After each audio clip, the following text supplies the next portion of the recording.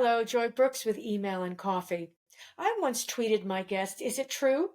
A nor'easter this Monday?" His answer, "True that," which I quickly reported to my husband. To a great extent, I have Bill Evans, former WABC weatherman, to thank, as we were prepared for that fateful Monday, October 29th, 2012, when Superstorm Sandy made landfall. Then, Evans was a senior meteorologist on television and radio. Today, he and his wife, Sandra Fasci, own WLNG Radio in Sag Harbor.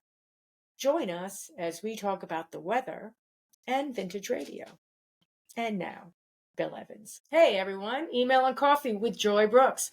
I'm speaking with the Bill Evans. The Bill Evans. No. Weather. The. Yeah, of Evans Weather. The one and only Bill Evans. No. There's more Bill Evans? There's the great jazz pianist, Bill Evans. Oh, you got to check out his work. Maybe we do this whole hour with a little, everybody loves Bill Evans, a little Waltz for Debbie, all those great Bill Evans jazz. You got to check him out. You'll love it. I'm going to check him out. I will check him out. I love good jazz. I was just listening to an Aretha Franklin from the Steve Allen Show when she's playing piano. Not that that's jazz, but Aretha's tremendous. Oh yeah, people don't know what a great piano player she is. And of course that documentary came out 3 years ago. Well, it's the movie that they made with her in the church in Los Angeles, Reverend Cleveland's church. It's really good. Got to check that out. I've always loved Aretha. Can't get enough respect. Let me just tell you. There you go. So, Bill, you've been a weatherman. You've been what is it? Bark. What is the name of the company that owns the radio stations? Well, my wife and I own a company called Bark Out Loud Dogs Media, LLC. Right. Bark Out Loud Dogs Media. And it's actually named after our dog. It's after our dog, Sandy, who we had for 17 years, and she passed away. So that's what we named our media company, Bark Out Loud Dogs Media. We have a great ID that, you have to play at top of the hour ID at radio stations. We have a great ID with a barking dog and all that fun stuff at the top of the hour on the radio station on WLNG. It's 92.1 FM. And that's what I do now. I own the radio station, operate the radio station, and it has just been awesome for the last 5 years or so. Yeah, it's probably a little different tempo than being a weatherman for ABC. For how many years were you the weatherman? I was there 30 years. Before that, I was in Dallas for about 4, and I'm in Mobile, Alabama for about 3 or 4. And then Jackson, Mississippi for a year, and Meridian, Mississippi for a year. And so that's where I started, where I grew up in Meridian, Mississippi. And were you local? Was it local, always local, or was it ever national where they had you going all over the place? Well, I filled in on Good Morning America for 30 years. So I was Spencer Christian's official backup weather person for about 20 of that till Spencer was let go, and regimes changed at ABC Network and Good Morning America. Then was bought by the Walt Disney Company, and then they merged. In the days of Cap Cities, every department was separate. Good Morning America was separate from the news division, which was separate from the entertainment division. Disney came in and they merged all of those into one, and so Good Morning America, ABC News, ABC Entertainment, they all became one thing. And so when they did that, that kind of consolidated everything, and we weren't so compartmental. But but for 30 years I was on Good Morning America as in a backup role. Gotcha. My dad was the censor for Dick Cavett. So like Dick needed a censor. Well, that there was quite a tension between the two of them, and there are a few times where Dick will mention his censor. Well, of course. Dick is wonderful. I'm sure your dad had his hands full with him. When he was the narrator on Tommy on on Broadway. They had their heads full with Dick. He is A just personality. wonderful. I love Dick Cavett. Yeah, my dad. This was obviously in the 70s and the 80s. Right. So he did the show with Grace Slick and the Jefferson Airplane, and came home late, or I should say early that next morning. And he was like, you're never leaving the house ever again. Well, You grew up like Grace Slick, and I'll kill you. that's that's Grace Slick, so Yes, yes. there's a lot of stories there, and I'm sure he definitely had his hands full. I mean, there was even a person that died on the Dick Cavett show on the set. Actually, it never made air, but there's the taping, and I think it's been around. And Dick talked about it in a couple of his books, or at least one of his books. When my father passed away, I found hundreds of tapes from the show, just audio tapes, Right. and I sent them to DeKalb. Oh, did you? Oh, that was great. Yeah, what am I going to do with them? What, Dick really? What? just sold his house out here in Montauk, which is a beautiful home, not far from the Andy Warhol compound, and it overlooks the cliff. It overlooks, the ocean at Montauk. It's stunning. So that he just sold that recently. Did he? He's getting on in age. Yes, he is. He must be. We all are. Yeah, I know.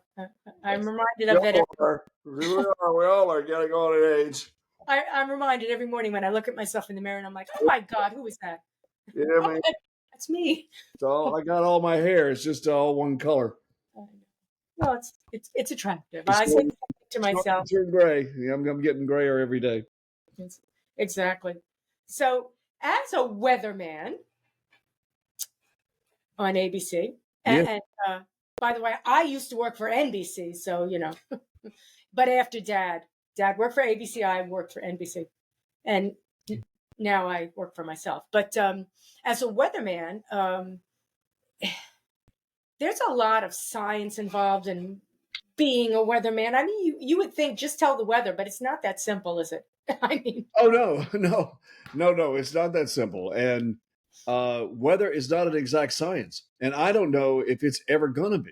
It never is going to be an exact science. And people love to blame it on the weather guy, weather woman, weather person, which is great. If you like that sort of thing. I've worked with weather people that actually hated it. But in New York, you get your polling data, since we are in an election year. You get your polling data when you're a weather person the moment you walk out the building onto the street in New York City, which is the best because it'll be a perfectly sunny day, like it is today here, and a New Yorker will walk up to you, not introduce themselves at all, and they'll say, "Hey, well, you didn't screw this up," or I'll never forget walking down toward Columbus Circle when they were building the Time Warner building. They had torn down the old New York Convention Center. They were building the Time Warner building. I took my kids. It was Christmas time. It was kind of cold and kind of cloudy, and they were hanging the iron for that building. And you could hear a guy up 20 floors scream, "Hey, weatherman, you suck!" And my children are like, "Dad, is that gentleman talking to you?" no, dear, no.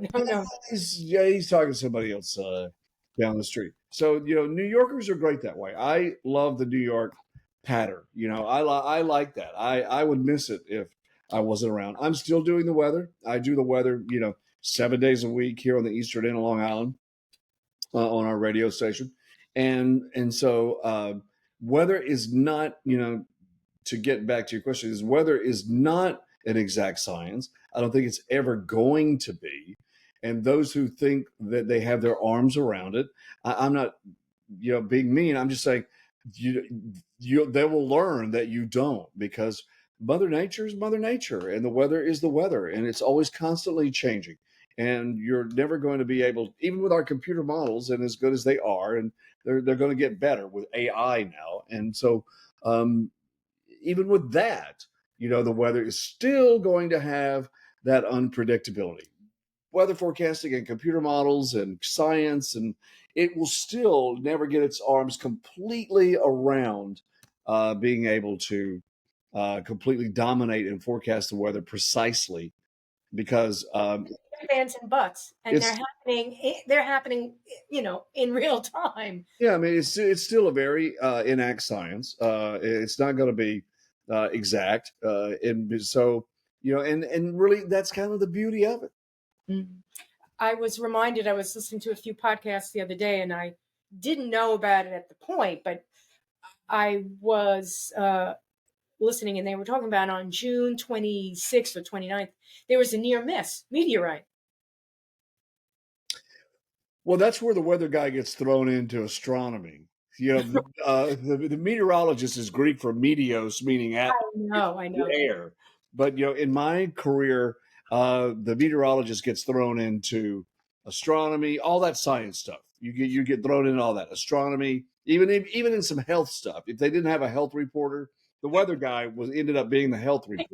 The weather guy to do it. Like What's he? Frank Field did some of the greatest health reports ever on Channel 4 at NBC, and so that you get thrown into that category of, okay, it's not news, it's not sports. Okay, who's that third person? Oh, we got the weather guy. Or we'll throw that onto the weather guy. I'll never forget. I used to keep up with space junk in the atmosphere or in outer space, because every now and then there would be a piece of space junk that would re-enter the atmosphere.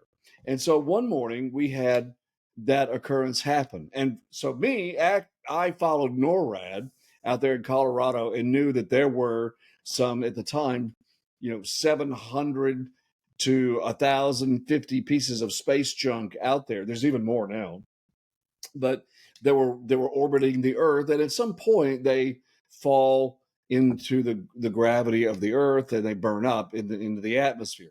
So one morning on television on Channel 7, we actually had that. Our news chopper is up. This piece of space junk is falling back to Earth, and of course, uh, the news anchors come to me and say, "Okay, what is that?" And of course, the chopper reporter is saying it's a comet. Yeah, and then the others are saying it's a meteor, and I go, no, it's space junk, and we have a lot of that out there, and so that's what it turned out to be.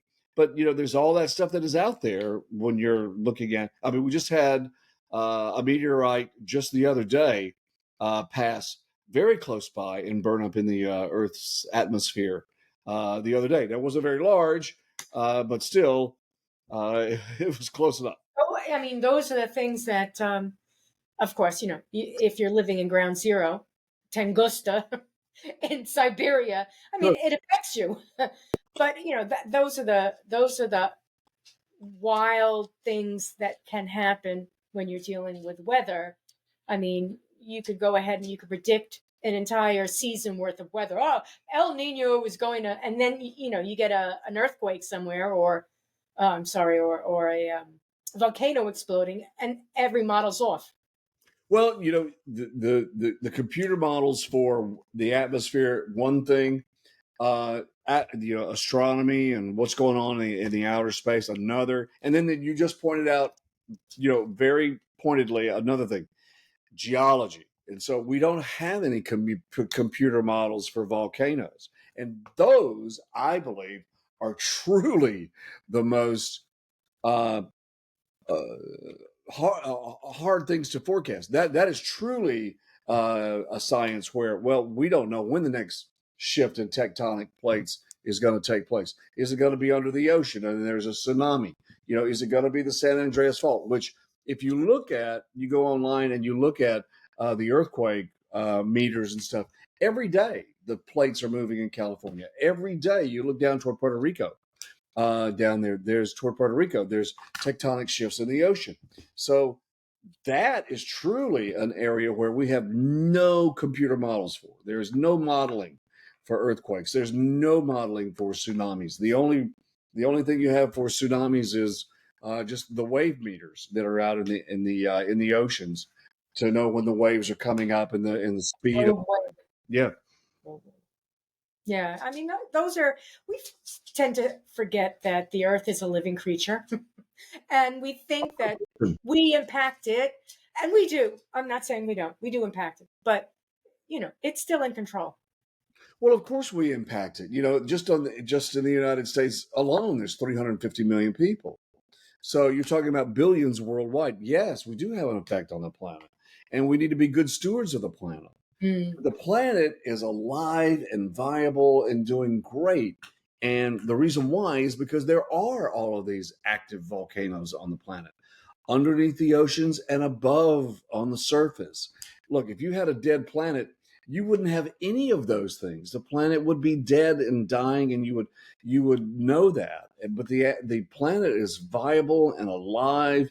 And when you have tornadoes and you have hurricanes and all of those things, people don't realize how much nature contributes uh, to destruction on the planet itself, in with mankind. right. Hurricanes cause massive amounts of land destruction, not only in the Atlantic and the Pacific, but also typhoons in the Far East. So the weather itself is a contributor. Volcanoes are a contributor to the atmosphere. One of the areas in the world that have one of the strangest phenomena is we had the summer that never was here in the United States, when we had a volcanic eruption where the ash covered the sky and we actually got snow in June and July in the Was United that in States. the 1800s? When Yes, was that? yes, it was. And so, that the natural, just the earth itself contributes to a lot of the things that we have that go on the I planet. can't imagine what would happen today if that happened. I cannot imagine what would happen today. People would go crazy. I can't imagine either. The media now, with all the media that we have and all the social media, uh, it would be quite interesting to see what happens. It Actually, really would be crazy. And it can easily happen. It can easily happen. And we're sort of due for something like that. well, I think I mean, in Reykjavik, in Iceland, that volcano has been very active.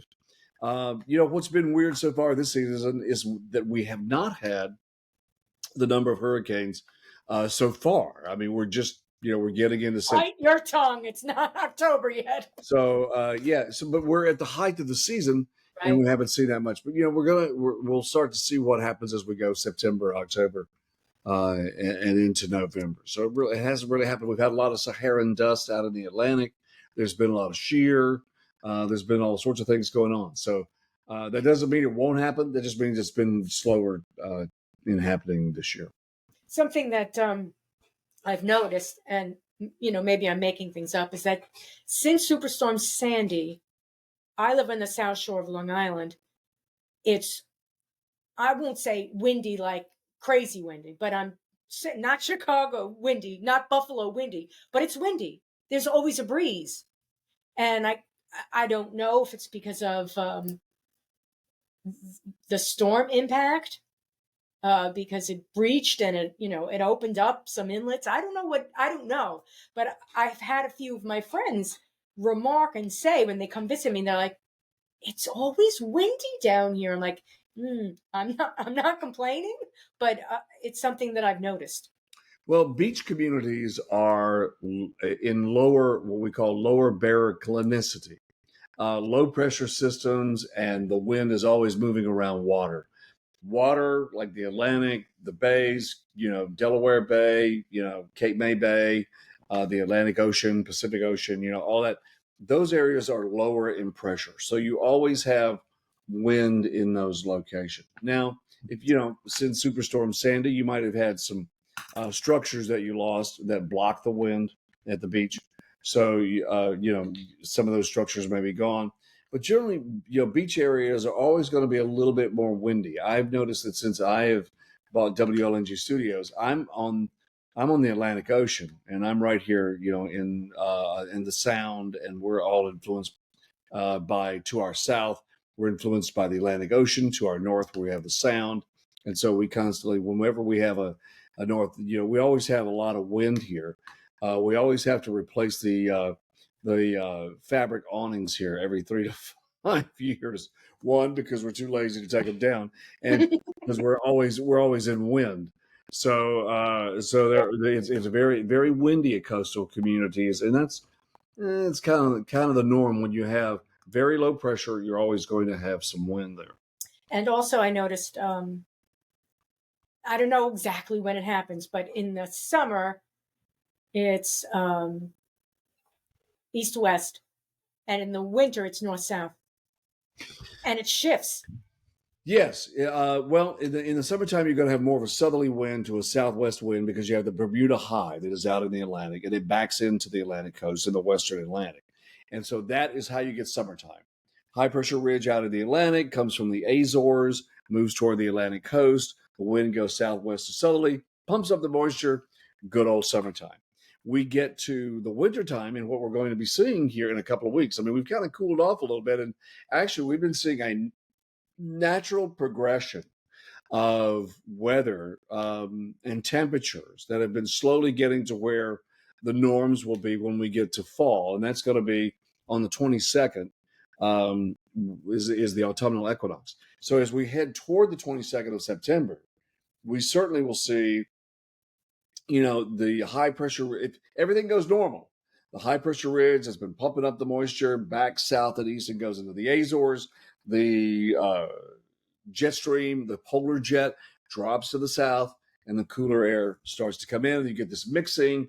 And then in the central and southern United States and up in the northern plains, Great Lakes, you'll have another tornado season. That's where you have the hot air leaving and the cold air slamming into that. So tornado season starts to come back here into the fall.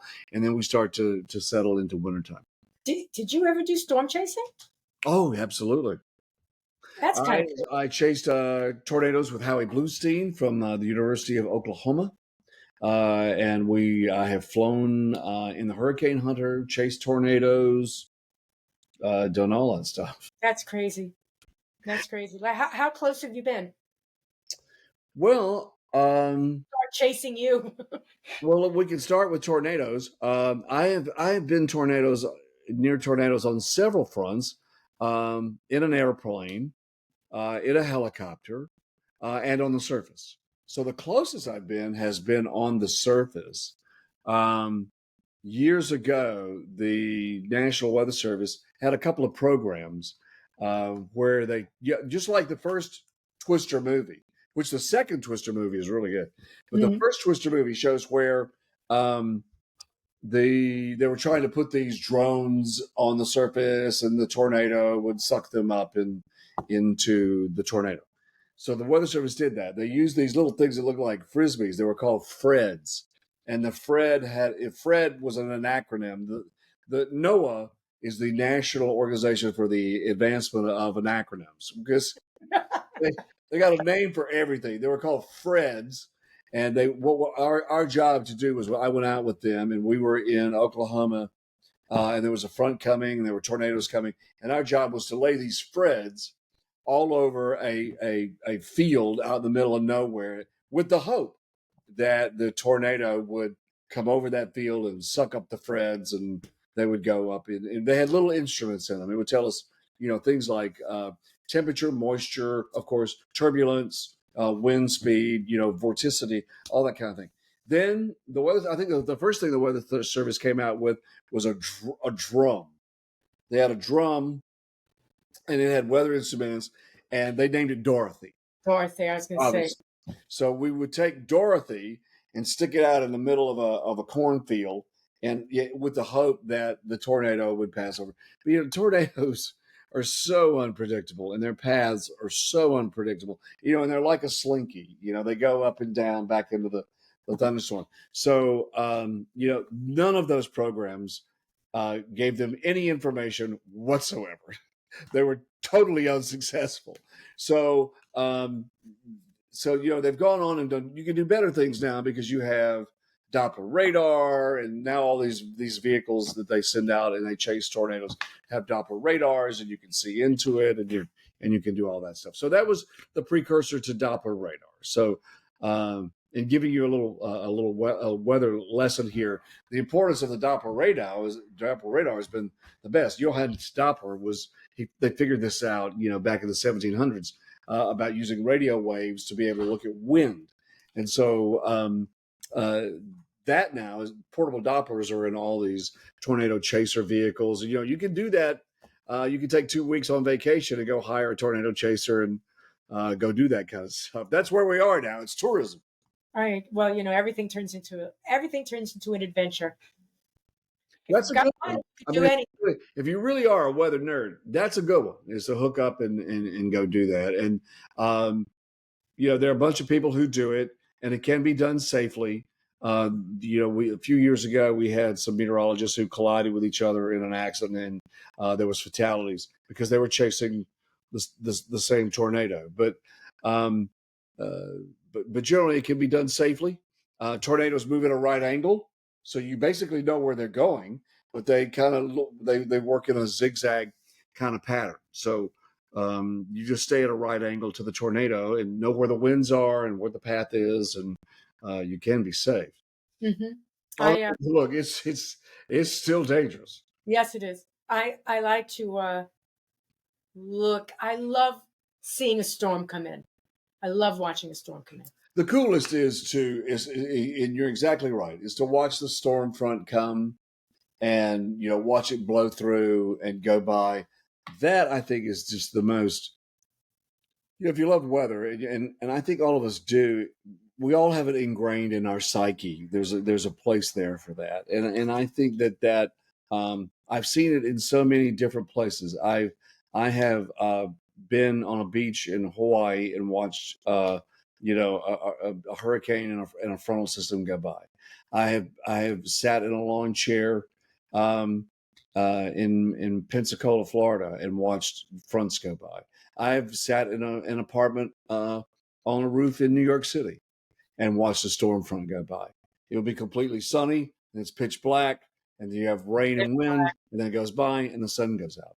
I've seen that in Texas where it's called a blue norther, where the front comes through, and um, as the front comes through, you've got the thunderstorms, and the front comes through, and then the high pressure comes in behind it, and the blue skies come out behind that. I've been in the Andes Mountains in South America and seen fronts come through with hail and destroy crops. Canada as well, Alberta, Canada.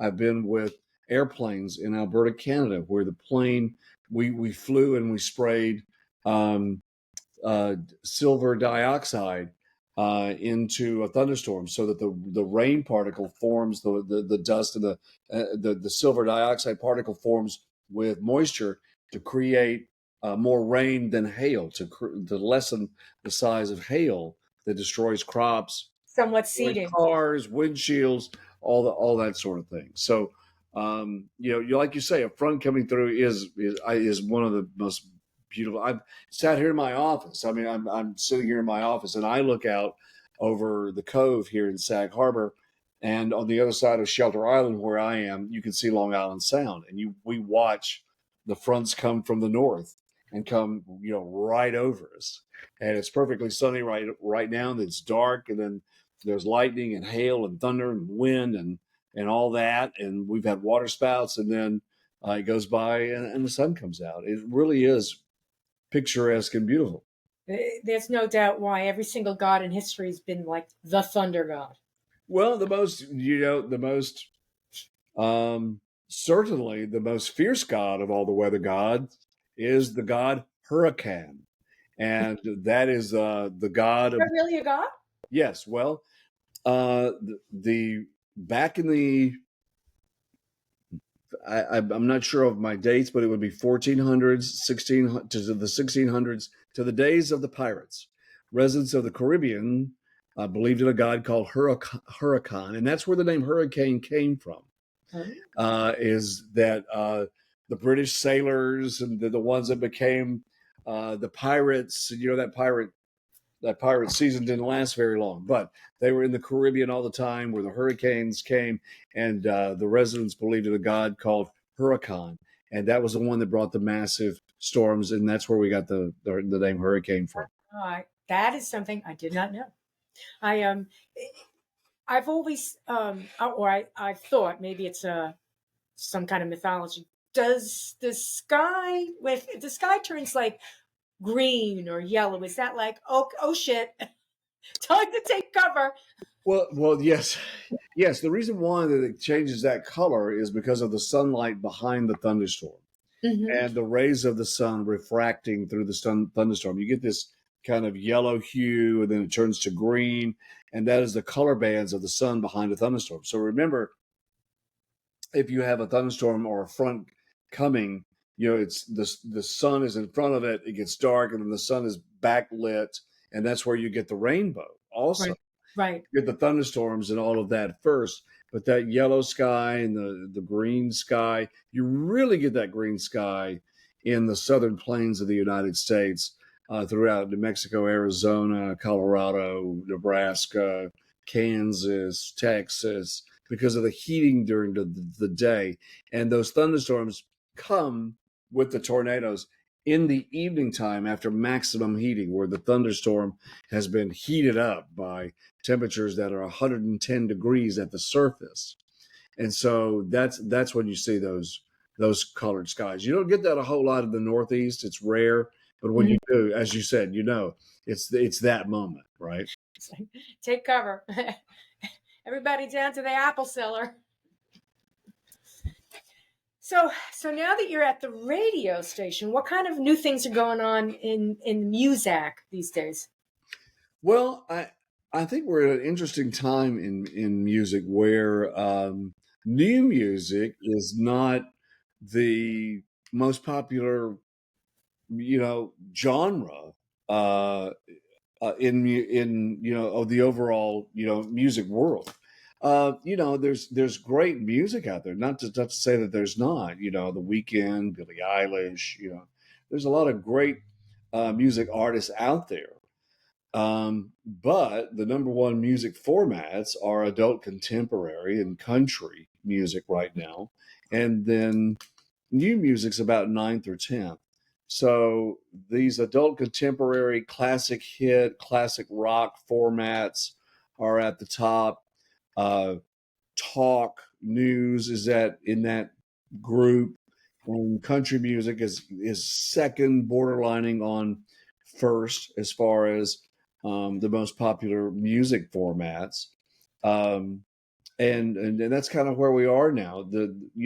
Pop current music is hip hop, and that is somewhere around 8, 9, 10 of the top 10, which is kind of interesting, considering that when you and I were younger, contemporary CHR radio was the number one format, and um, now you're seeing that that's changing, for a lot of reasons. Podcasts are a big part of that. Younger people are listening to their own music on streaming or one of those services, and then radio is still the big winner as far as listeners. Oh, so we were talking about radio formats. Yeah, it's true that media's become democratized. Anybody could do anything that they want at any point in time. I mean, between radio, when radio was just AM, then there was FM. Now there's Pandora, iHeartRadio, Spotify, YouTube. I mean, you can make your own stream. I have my own stream. There's a lot going on. So, you sometimes you wonder how the devil is AM and FM still alive. Well, it's because it's of the information age. It's where if it still dominates in the car. So you have AM and FM still dominating in the car, and our commutes are still long. Mm-hmm. So we're back to commuting now. So when we had COVID, there was no commuting. So we've kind of gone back to commuting, and corporations want people in the office. And so community, it's community. Because you guys are doing a lot for the community. You'll have shows in the community. It's not just radio. Well, we do a lot of information. We are where radio should be. We lost CBS, 880 News, to sports talk. So it's interesting. It's interesting that Jay Hollick, who came in to our radio station here, is on the board of Odyssey, and they voted, to let the Karmazin Group come in and change CBS 880 from news to sports to talk sports and be a competitor to the Fan, which I believe they all own. So it's all kind of a weird thing. But Jay comes in here and says, "Hey, you've got a great radio station. This is where radio should be. What we're doing, we still do local news. Okay, we do national news, but we do local news for the Eastern and Long Island and Connecticut. And we are the number one station, and we are the only radio station that is live and local 24 hours a day on the eastern end of Long Island in Suffolk County and across the eastern part of Connecticut. And so we're not going to change that. And so we still do all those things local radio should do. Right. We do birthdays, we do obituaries, we do lost dogs and cats. We had a lost canary. We do, if a bar is opening, you will know about it. So newspapers out here do not print until Thursday. So if there is a local accident, DWIs, and there seem to be more of those than ever, we do local news and we report all of that stuff. So where are you going to hear that in your car commuting, or where are you going to hear that, during the day? Unless you go and look for it on the internet, and people do that when they're at home or in the office now. So they're back to commuting. So you're not going to get that on streaming radio. So still, AM and FM dominate the airwaves 79%. 21% of people in cars are listening to some sort of streaming, Pandora, Spotify, Sirius XM, and that sort of thing. And I do a show on Sirius XM satellite radio. It's on the volume channel on 106, and it's called Lunch on the Deck. And so we do that. But I hear more from people who listen to Lunch on the Deck, the show that we do, and we've interviewed Alec Baldwin, Julie Andrews, people out here on the East End who live here. Steve Croft from 60 Minutes.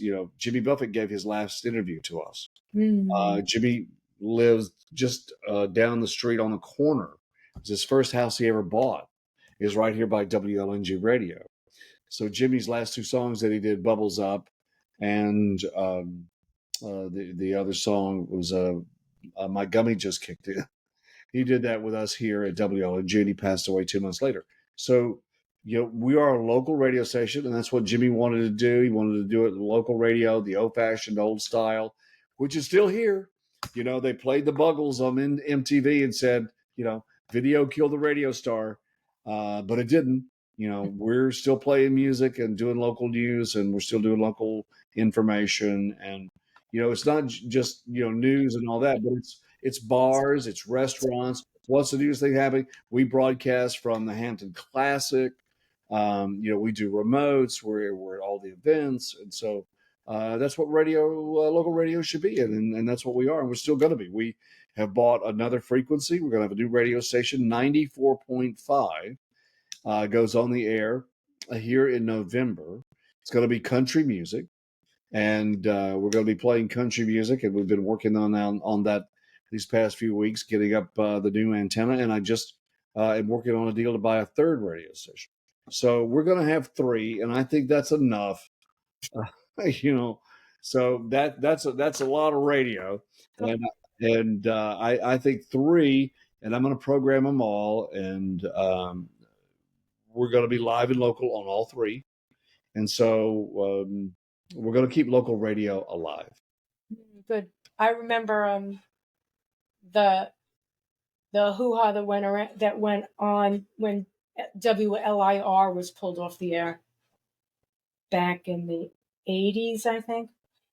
There was contention between, I think it was Strauss Radio.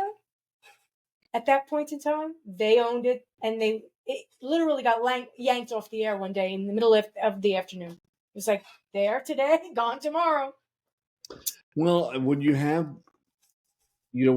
personalities in buying media, those things are going to happen where they want to make changes and a new owner comes in. And, radio stations, certainly the whole landscape has changed. I started in radio when I was 13. Okay. And that was back, in the 1970. And so when I started, it was such a hot medium. But in the landscape of all the buying that has gone on between Clear Channel, iHeart, Odyssey, educational media, Cumulus, you're buying so many multiples of multiples of multiples.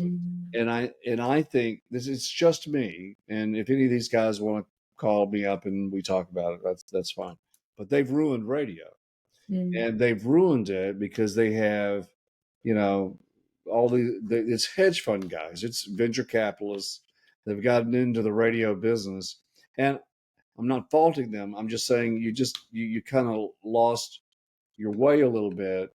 And when you have somebody like Jay who comes in who put Don Imus on the air on the fan, and he put Howard Stern on the air, and he says to me, we've lost our way, and your radio station is what radio should be. That tells you something. That's an ultimate compliment, and we really appreciate that. And we're very humble here about that. But we are going to be local, and we're never going to, change that. What owners have done is that they have gone to, automation, voice tracking, computerization, in the world of making money. Rather than having the live DJ. And so you have one DJ on 30 radio stations, you have one programmer programming 50 radio stations. I've done the weather for 30 radio stations where they just have one meteorologist do 30 radio stations. I mean, I've done that and voice tracked for 30 radio stations because they didn't want to have, a local weather person and pay them. So I see, you follow the money, but having been a local radio station owner, I can tell you that it can be done. When I bought the radio station, we went up on the rate and we almost doubled it, and we didn't lose one advertiser because of the importance of local radio in the community. And so I think that if it can be done.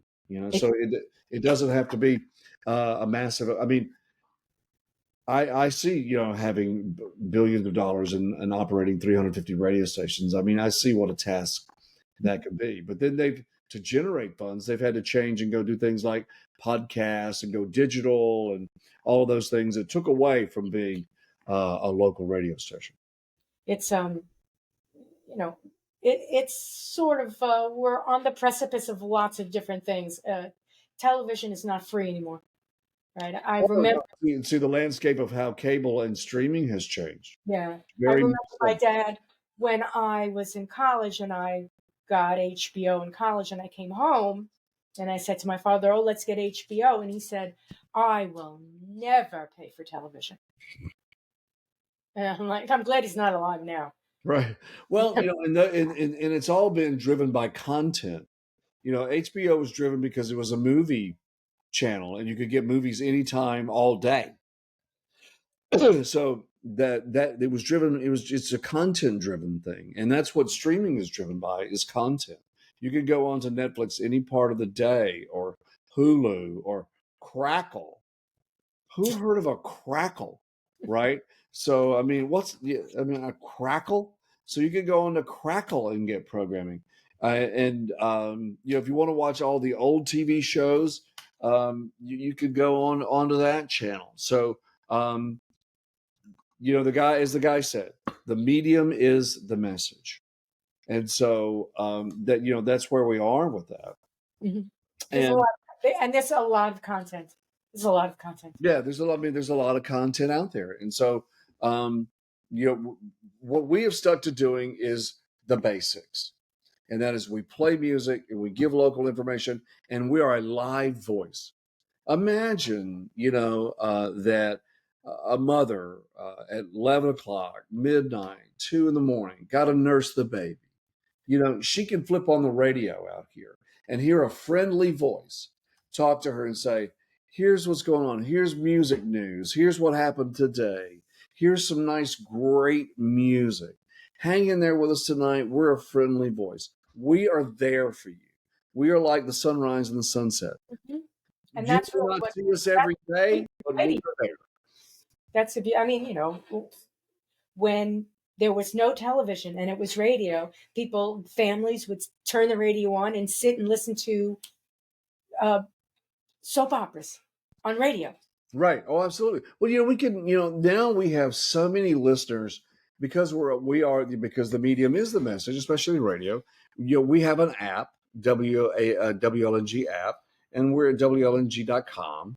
And so because of the music that we play, which is 50s to 2000, that's a 50-year window of music. We play a broad area of music, and we play a lot of Motown, and we play Frank Sinatra, but we play Dave Matthews, And so, because we have a broad spectrum of music, we have a tremendous listening audience. Australia, UK, very big listeners of ours. Um, uh, South America, we have a lot of listeners, and so they send us emails, and they enjoy the music we play because not a lot of places hear Motown music around the world like they used to. It's strange. I mean, obviously you can get a Motown station, but you don't get somebody talking about it. Right. Well, you don't get a friendly voice and a variety of music. We'll play a Frank Sinatra song, then you'll hear, Diana Ross, and then you could hear a Sam Cooke, and then you're going to hear an Eagles song. Mm-hmm. Okay? So we'll go 50s to 60s, 70s, 80s, 90s, and up to 2000 and back. And now some programmers have taken that format and they call it the WOW format, where you have that broad base. So that's where, in essence, in a lot of situations, we can beat streaming music because we don't just do 80s on 8 or 90s on 9 or 60s on 6. We have a broad base. Then satellite radio started doing that, and now satellite radio is going to be doing AM and FM radio. So for satellite radio, the ultimate is copying, the ultimate flattery. So they're copying AM and FM radio. So if you can't beat them, join them. And we wish them luck. They can do their thing, but when we wish them well, we're just a local radio station serving local people who come out here, and we have in the summertime 2.1 million people that are out here in the summertime, and we serve somewhere between 40 and 80,000 people every quarter hour. So there's a lot of people listening and a lot of people sampling radio out here. It's an interesting phenomenon because I'd say it's unusual because it can compete. It can by merit of what it's doing, the service it's providing. That service can stand its time, and then like you said, streaming is now competing with AM FM. Well, I can tell you, just and I can only tell you in my experience is that when my wife and I bought the radio station, we have 11 employees. Well, now we have 28, and now we're adding another radio station, and that's going to be live and local. And then we're going to add another radio station, and that's going to be the one that we're adding. We're putting on one that has never been on the air before at 94.5. Then we're buying a radio station that is on the air, but has always been automated, I call it, or just computerized. A voiceover track person, and they play music. So we're going to make that live. Then we are going to start a national organization for radio stations that are Class C FMs like ourselves, Class A radio stations like ourselves, and we are going to have a national group that hooks together of local radio stations so that we can support one another and support local radio in local communities. There are communities that you can go to in the United States that does not have one live and local radio station, not one. And so that I'm hoping, I don't know if the term is return to, because these big conglomerates like Odyssey um, and iHeart, they own so many radio stations in these markets. But I hope they take their stations and do more in the local world. And so I can just tell you, we are in a unique situation here on the East End, and we're serving the community, and it feels good. If we want to put a blood drive on, we put a blood drive on. If somebody Right. calls us up and says they've got this going on at the church, they got this going on at the firehouse, we got this parade to celebrate 150 years of our firehouse, we cover it. Um, we cover just about everything that there is local, and I don't have to. When I worked for the Walt Disney Company and Capital Cities Broadcast, I had to go through a litany of people to do Yeah. something like that. I don't have to do that anymore. Hmm. Hmm. That's it's going back to the roots. I mean, radio is grassroots entertainment. It really is. I mean, the only other thing more grassroots is the stage. Well, that's true. So it's the only other thing that, and no one will ever say, oh, well, there won't be any more theater. That will Well, never happen. well, of course, there'll always be theater because there's always this yearning to see live talent. Right, exactly. And And we that, do, and we do that here too. We put on concerts, we put live artists on our air here. Um, we have live performers on our air. There's so many musicians out here on the East End and recording studios. So we do a lot of that.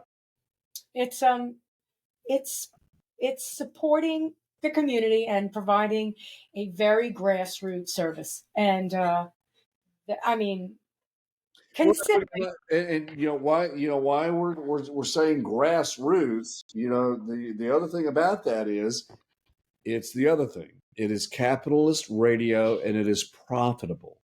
So yeah, you yeah, yeah, constantly hear, well, I've got to have 15, 20 radio stations to make it profitable, or 300 radio stations to make it profitable. And we just have one, hmm, and it's profitable. hmm, So it can be done. My wife is a wonderful business person. We have a wonderful relationship.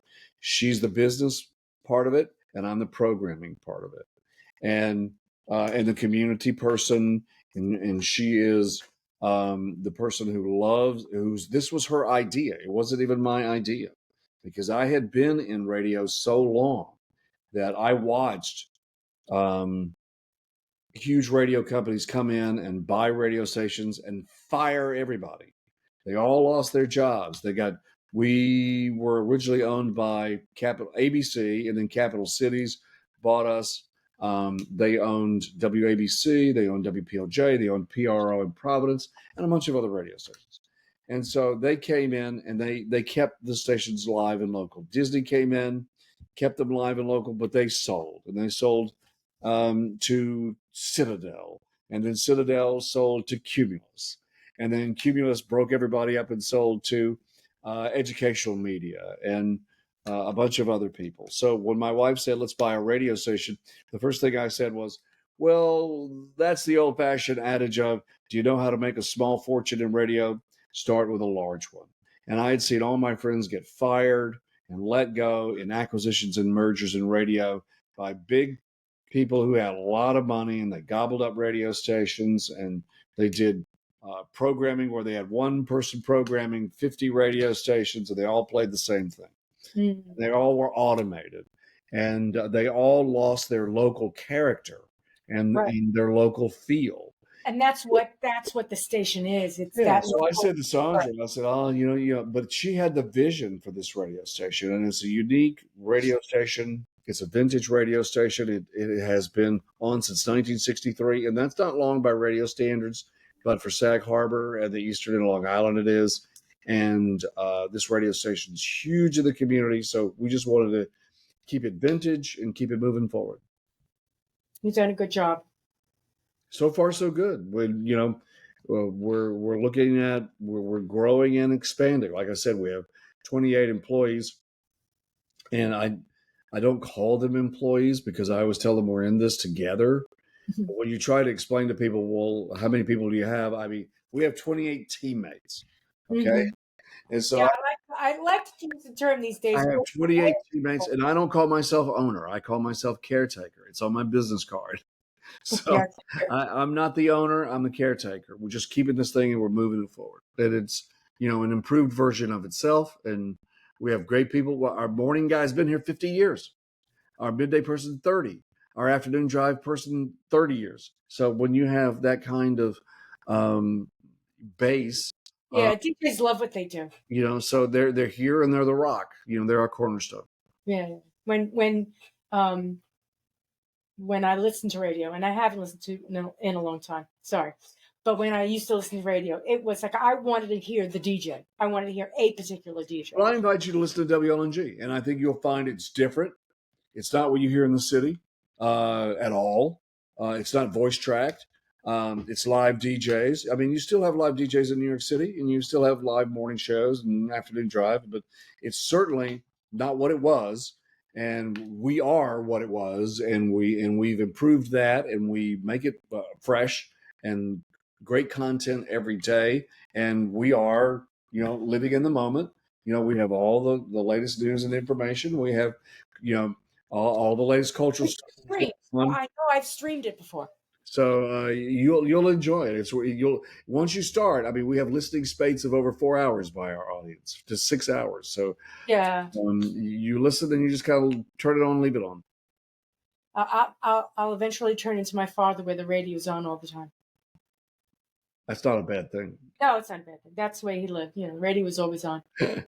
TV went off, radio turned on. It's like. Well, look, with all that's going on in the world today, turn our radio on for a few hours, and you forget about for just a few hours, the things that are going on in the world today, and debates and elections and politicians and wars and all the bad things going on. We are a respite from that. We don't do politics. We don't do religion. And we don't do those things you're not supposed to talk about at the family dinner. Yeah, it's a family radio station, and all of our stations are going to be that way. We are a respite from all of that. And now that's not to say that if some presidential candidate, there's an assassination attempt, we don't cover that. Right. That's not to say that. I'm just saying is that we don't do commentary and we don't take sides, and our news is right down the middle. Is objective, and trust me, I work for news organizations that weren't. So we are very objective, and we leave it for people to decide when we do our news. Well, I appreciate you coming on the show and sharing your rich history. And is there anything that you want to leave the folks with? Anything you want to show them, tell them to watch, do, be at, share? No, I've enjoyed being on with you today. I appreciate the opportunity. Things are great. So, put your troubles in an old kit bag and smile and keep moving forward. Yeah, that really is, that's how I look at things, because going backwards, it doesn't make sense, and standing still can really kill you. What happened, it was a learning lesson. It wasn't a sentence. It was a learning lesson. We move forward. Move forward. Keep moving forward. Well, thanks, Bill. I really appreciate it. Thanks for having me. Thank you very much. And that's a wrap, folks.